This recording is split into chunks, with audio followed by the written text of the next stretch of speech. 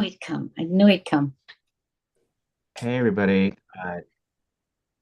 I'm Bear so with me. happy My you're camera here, seems to Colin. be. Yeah. Awesome. All right, we started, Mary Ellen. Welcome tonight. It is June 2nd at 5:03. We are having a Board of Education curriculum subcommittee meeting, and we welcome you. This is an amazing presentation about the curriculum that we're putting forth for the next year.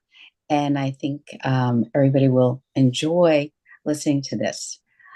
I'd like to start out with uh, I take the responsibility here, but I have forgotten to ask for accepting of the minutes the last two times. So going back the last two, do I have a motion to accept minutes? I second it. And is that okay? I mean, can you? Well, I accept, and then Colin can second it. He's Okay. here, right? Okay. Yeah. Yes, Colin's here. Okay. Okay, if there's a motion, I second it. Great. So minutes will be accepted for the last two times we've met. And with that, I'm going to hand this over to Rob Pennington, and he will introduce the leaders of our curriculum. Hi, good afternoon, everyone. Rob Pennington. So with me today, I have Meredith Burdick from TNTP, who worked with the district as we went through our literacy vision and curriculum selection process in the secondary schools. I have Stacy Bergen at Admin of Curriculum Professional Development and Danny Brown, who is at Admin of School Improvement for Humanities and was our point person through this project. So last week we presented and we talked about all of the different stages and steps and the work and the number of stakeholders that were involved in the process. It was a full district-wide committee that had teachers, coaches, admin, central office staff, and went through multiple pilots in middle school and multiple pilots in high school. And I would say 2 weeks ago now, we came to a consensus through the process. If you had a chance to watch the video, you were able to see the work and the consensus process that happened and the feedback that was shared. We had a couple of coaches that were highly involved in the process that shared about the different components and what students said and what teachers said. And for middle school, we selected StudySync, and for high school, we selected Odell. And I think if there are any questions, we do have our team here, and we are happy to answer any questions that you may have. Our hope is to be able to move this to the full board so that we can move forward for next year with our middle school and high school ELA programs.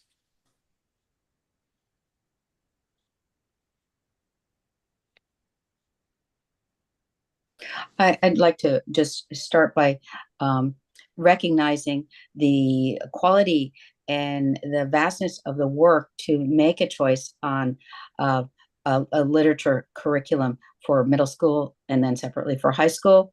Um, I would, I have been on many committees to choose textbooks, and I would have loved to have been in this one because of the pulling so many of the teachers, coaches together, and then the process, the three-step process of reaching consensus.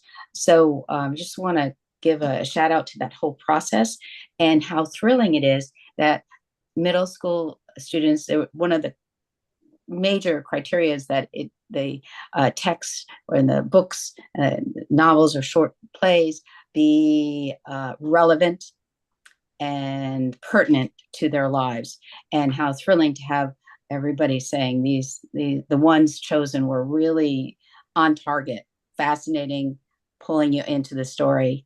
So I just want to say that.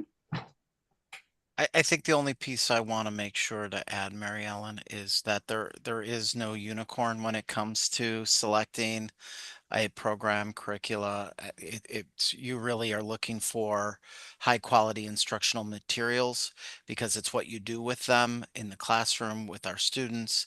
And I think that we've been able to select two strong horses, if you will, that are going to give us a strong foundation, and then what we do with them will really make the Mhm. difference in the process.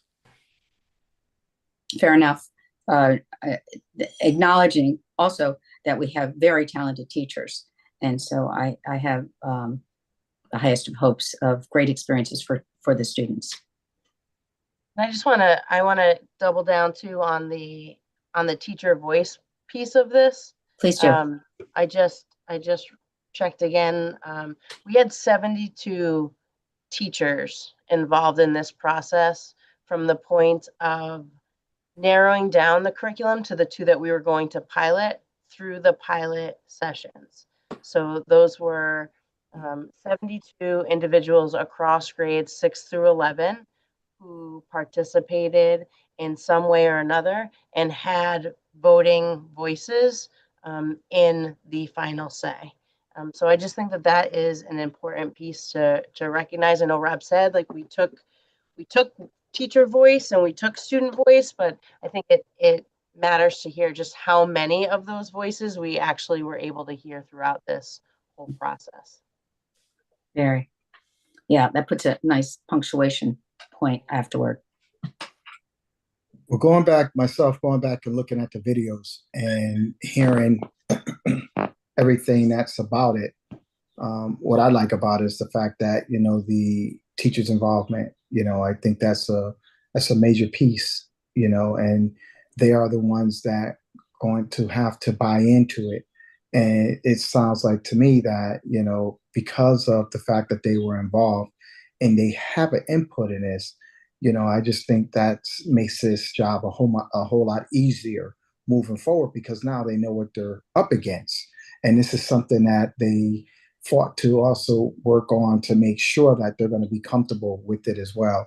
So, I'm just excited to see how this can move forward, into the next school year. But, it's a change that I just think that really, needs to happen anyway. But when you make these changes and when something's new, you're going to always have the what if. But at this point in time, it's not a what if. It's something that's going to move forward. And again, like I said, teachers' involvement play a significant part in it. So, I definitely will support that.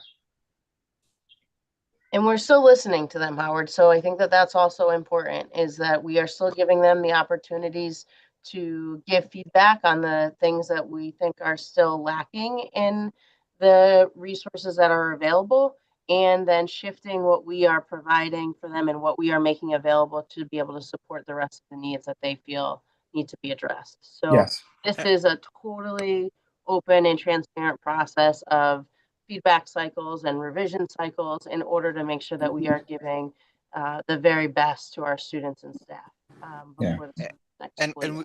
I just add, we grounded this, like, going through this process in the data. That's where we set our vision and what we hope to achieve as a district. And then, going through selecting these high quality instructional materials is part of making that vision become a reality. I don't know if Meredith, if you wanted to add anything. Sure. So the other thing that I think is important is I want to commend the Norwalk team for their commitment to stakeholder engagement and their focus on students, because what the research tells us across, many different across content areas is that when students have access to high quality instructional materials, reliable access, meaning that there's consistency between classrooms, it creates more equitable outcomes for all kids. And so this is a major opportunity to ensure that that teachers are spending their time tailoring the content to the students in front of them, without undermining the integrity of the grade level instruction. And so when we focus on grade level instruction and everyone has access to the same core resources, all the research tells us that children end up reaching more equitable outcomes due to the fact that, if I'm in, Mary Ellen's classroom or I'm in Danny's classroom, Danny and Mary Ellen have planned together, they have the same materials, and they're tailoring it to ensure every kid in the class is not only getting access, but accomplishing the grade level tasks. So I think it's an exciting opportunity to accelerate progress for all the kids in Norwalk, that we're able to ensure that everyone has access to the same grade level content. Thank you, Meredith.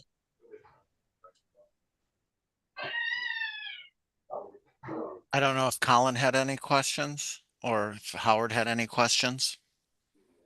Nope. I mean, like I said, I just said what I felt. And I just think that moving forward, I mean, besides the last meeting, I've been up on all this and been looking at a lot of this information, and I've been supporting it from day one. And I just think overall, this is something that needs to happen, and again, I'm just looking forward to seeing how we can take this, how far we could take it, and what else we can do to, increase it. I know it's just 2 resources that we're looking at. However, I'm quite sure there's a whole lot to offer. You're making me think, Howard, that perhaps, Danny, there might be an opportunity at the end of the first semester to give us a window into how did it actually roll out? I mean, how did the teachers and the kids enjoy it? Little stories about it. That would be a nice thing to hear about. Absolutely. I'd be happy to give that update once we get rolling. Okay, terrific. I think we're ready. No questions from me. I was able to look at the video, and I really appreciate the thoroughness of all the details that you went through. And won't rehash what was already said, but I do think obviously the combination of high quality materials and high quality instruction, are 2 of the most important ingredients we need for success. So all for it. So if I could ask to have a motion to send this to the board. So moved. A second? All in favor? Okay, so we're all in favor of sending it to the board. Thanks for coming. Thank you guys for joining, and see everyone tomorrow. Thank you. Thank you. Thank you. Good night. Good night.